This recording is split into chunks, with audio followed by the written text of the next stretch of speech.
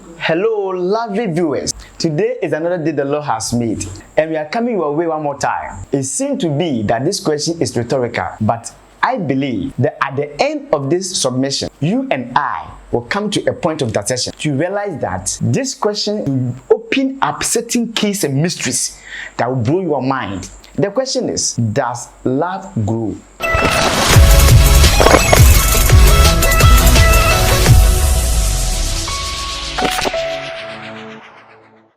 Love, as I said earlier, is 4-letter words that has very powerful impact upon humanity. Love can make and it can make as well. Love can make you live long and love can cause you to live shorter in life. But at the end of the day, you'll be able to live within your means is based on love. God is love, and even according to the scriptures, the summation of the 10 commandments given to Moses, called the Torah law, is love. Jesus laid emphasis on that. But the question is, in the faculty of love, I'm talking about the marital relationship into love. Marital relationship. Many a times, there's a lot of people who engage themselves into love affection. And they believe that when the person moves with me, I can grow my love with the person. As a matter of fact, it is not like that. That is why people end up in betrayal. People end up getting what is ascribed as broken heart. I don't believe in all these things, because what you sow is what you reap. You must understand certain things about the issues about love.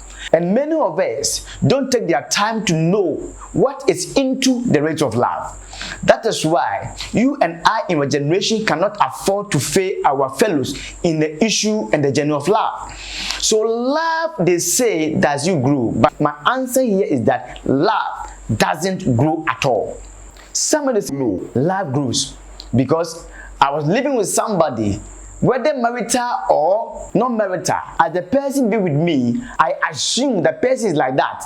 But when the person drew close to me, the person wasn't the way I saw him or her earlier. That is a different point. But I'm talking about the marital love. In fact, we have 4 basic types of love. We have the philia. It's a Greek word called brotherhood or platonic love. Erotic.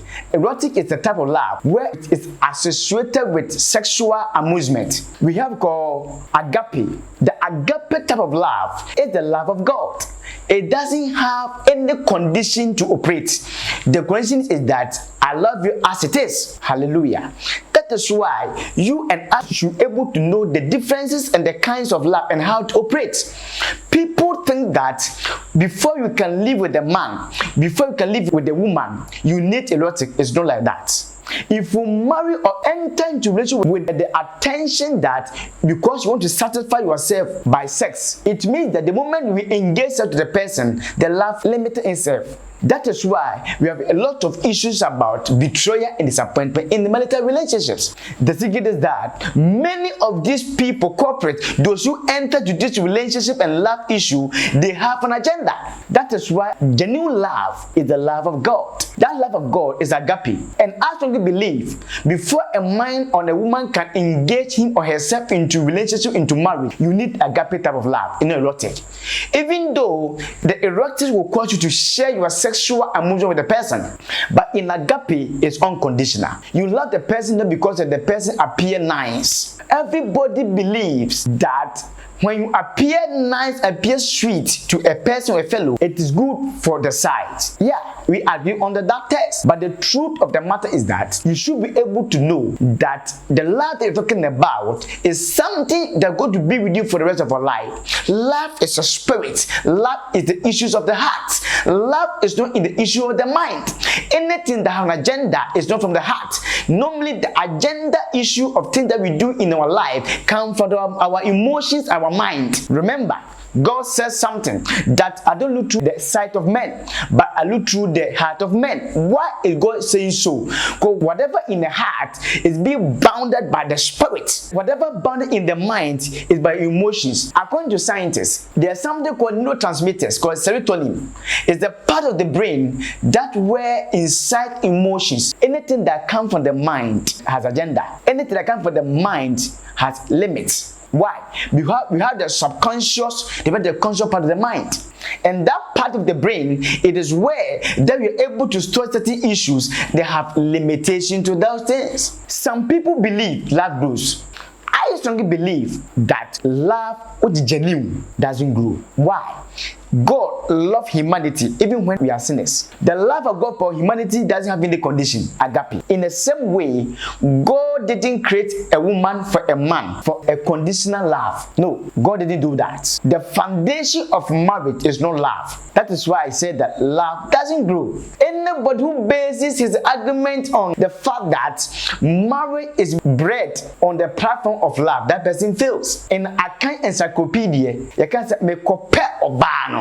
The person will never say that. In Acheampong kingdom, we don't say I love you, we say I like you. So you must like the person and you try to dive into what you are liking, and that you come out with the love. There are so many things that brings love, but many at times we lack certain knowledge and certain keys and mysteries about that. We don't take our time to study and get to know, become abreast of these things. We only set in. When we set in, then eventually all the reality in life comes in and we can control ourselves, resulting into what we call betrayals, disappointment, and many a time broken hearts. My assignment to enlighten you about the reality or the keys that makes a man to live long with love. Without the sense of love, you can't live. That's why I said love is a spirit. Love dwells in the spirit of God. So until you live with the person, you need to feel the person even out of sight should not be out of mind and memory. Some people love people,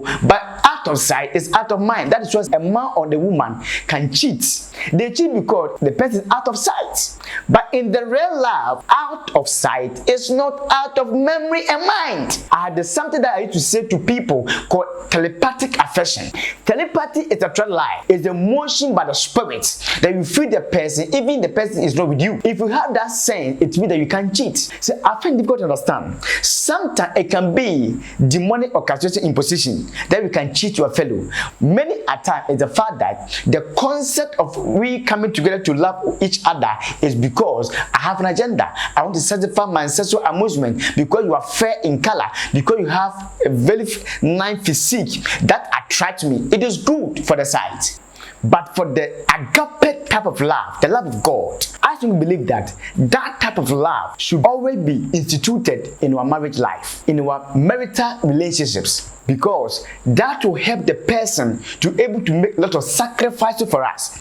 For the Bible said in John 3:16, for God so loved the world, he sacrificed Jesus, the Holy Son of God. It means that in the journey of love, sacrifice is the key. You can't love me, I can't love you without you sacrifice to me, and vice versa. But in our generation, on the larger part of the women are becoming a problem or to the complexity of love, because they suffer a lot of betrayal, they suffer a lot of disappointment because of how they appear themselves in the journey of love. They have the issue, love grows. But one thing I want to tell you is that let's go back to our JSS integrated science. There is something that we learned in school.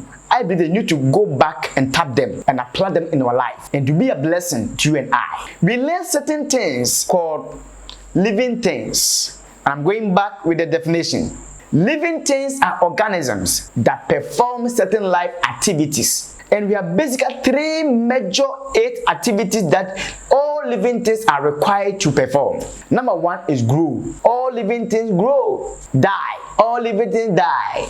All living things respire. That's respiration. Please, are you getting me? These are some of the things that we expect all living things to do. But listen, there is certain proportion that anything that goes up comes down under the gravitational force by Isaac Newton. It means that anything that grows also dies. So if you tell me that my love will grow for you, it means that at a point the love will die. If the love dies, what's the end product? Betrayal, disappointment, broken heart, in quote. So let us come together in one accord that we're going to lay down the foundation that will help you and I to be able to enrich our love forever. Love should be perpetual. Love shouldn't be limited because it's a spirit. You should feel the person that you love even when the person is not with you. I said earlier that out of sight is not out of mind and memory in the genuineness of love. So love doesn't grow because genuine love is static, but it always becomes empowered when sacrifices are made genuinely or willingly. So if you're able to know this, no matter who the person is, you can love the person. The reason why some people can disappoint easily is because they have certain agenda from the opposite sex. But remember, in Asandefo Amamreka Semono say, Yamfan fair and quaware. But as we believe that beauty is good for the beholder. Beauty is something that attracts. In a way, I don't agree with them. But if you dive into the exposition of that form of adage, you will realize that there are some certain mysteries behind all these things that you and I need to tap that mysteries and use them as a part of our lives. And that is, beauty is always explained with character. Everybody has a character. You are kind of different. Nobody is ugly. Listen very carefully. I can appear not nice to you, but there are certain people that will meet me and say, oh, this guy is very handsome. Because beauty is always defined by your character. Some people enter the relationship because they know how to cook, especially the men. They enter the relationship because they know how to wash. All these things are disadvantages that go into relationships and marriages. So if a woman comes into your life and the person watches for you because you don't know how to wash, it means that after the washing, the love is limited because you have been satisfied with what you needed. But it shouldn't be. You must love with sacrifice. When the person is broke, you must love the person. When the person is rich, you must love the person. Ugly, handsome, and I don't believe they have anybody called ugly. It's because a man or a woman need to add value to who the person is. Addition of certain values make you a top person. But most of us, you need to go to the person and tell the person, I think that if you do this, you can get to this point. That is why the foundation of love, the foundation of marital relationship is understanding. Until you understand the person, you can never like the person. Until you understand the person, you can't even adore yourself for sacrifices. Without understanding, we can communicate. So communication is one of the vital keys in the relationship, enriching them. That is why you and I should know all these things. For the Bible says that wisdom is a principal thing. In fact, you can never become a true lover without wisdom. In order getting your wisdom, you should be able to get understanding of it. And the understanding, what I put in simple equation, the distance between wisdom and its understanding is acquisition of knowledge. And that knowledge does not come for any other person. Knowledge do come for people who are great. That you need to go and tap this kind of knowledge to be able to get you to understand the wisdom, to be able to establish certain things in life. So love doesn't grow. Love is genuine. And when it's genuine, it doesn't have any food. The power is because anything that grows dies. Man grows. Because man grows, there's a tendency for every man to die. So it means that if you want your love to grow, it means it will die. But I want to get a generation. We want to enlighten this generation that you will love to thy kingdom come. Only death should be the point that you can't love again. Because the last end of marriage is death. It's not sickness. It is not brokenness. It's not indebtedness. No, it's not bankruptcy. It's not the best of Hamza or whatever it is. It's not the best is rich or not. The only limitation to marital relations and love, it is called death. Because when you die, you don't need the body again. The body is gone. Whenever a person dies, the flesh is gone. And with that, the flesh, which contains the soul and the spirit, man is not man. What makes man is when a man has a soul, has a body, and has a spirit. Where the spirit and the soul lives in the body. Love can only operate in the body of man. So I want to entreat and urge you all. Help me and I want to also help you. And the Lord will help all of us by subscribing to this channel. Follow and share. And your life shall not be the same. The Lord bless you and keep you safe. In Jesus' mighty name.